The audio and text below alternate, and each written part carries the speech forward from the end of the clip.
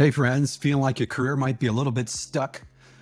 Just isn't any fun anymore to go to work or to show up for work these days, however you show up? Hey, listen, often we go right to thinking that the job's not right for me, the company's not right for me, or I just need to change. But sometimes the thing we need to do is right in front of us. And the thing we've been avoiding doing is something that can have huge leverage for us in our career. So let me tell you a story. About 25 years into my career, I was working for a chief information officer. And in my one-on-one with her, she didn't seem to be really paying attention. Now, this had been kind of going on for a number of weeks when I met with her. And I thought maybe she was just distracted, which might have been true. But she did something that I'll never forget. When we were meeting, I was across the table with her. Her computer was behind her. As I was talking in mid-sentence, she swiveled around, started typing on her computer. And I guess the meeting was over. So after a couple of minutes of her not returning, I just said, "I'll catch you later." And I left her office. Now, I remember walking back to my office and thinking, that is the worst possible leadership I have ever experienced. And at that time, I put it all on her. I didn't assume any ownership for it at all. I walked into that job in that position, and I was there for probably a year at that point in time. I had a solid resume, a lot of positive results in my experience, decades of experience. I didn't even think about how I approached that relationship. So here's the big tactic. Here's the big shift in thinking that I'd like to suggest to you. If you're feeling daunted and you're feeling as though there's something not ideal or even quite right with your relationship with your boss, I'd like you to utilize a model that Stephen Covey put forth called the emotional bank account, and shift your perspective from I'm trying to get my boss to do what I need to listen to me because I know better. I'm the expert in this area. I'm trying to convince them and to sell them, to influence them. Try to shift your perspective and focus on the relationship.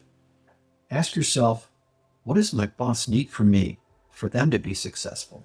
What situations are they in? What kind of pressure are they being put under? Hey, at the very least, what do they ask me for? And am I delivering on those things consistently?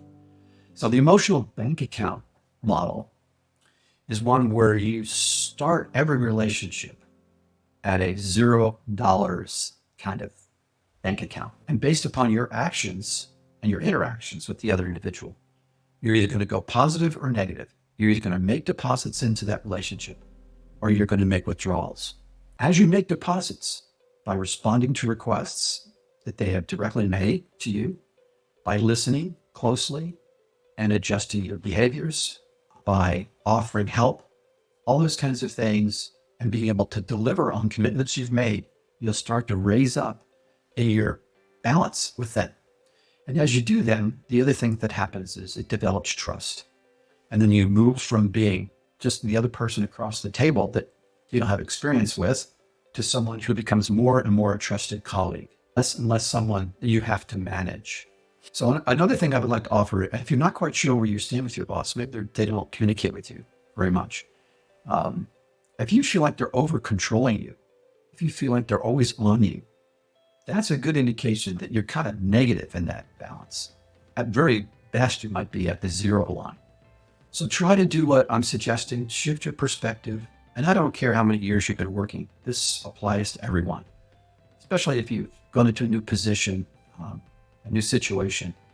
You've got to build that trust up. And that's based upon you taking ownership for the relationship and investing in it by responding to the requests that your boss have made on a consistent basis and developing that trust.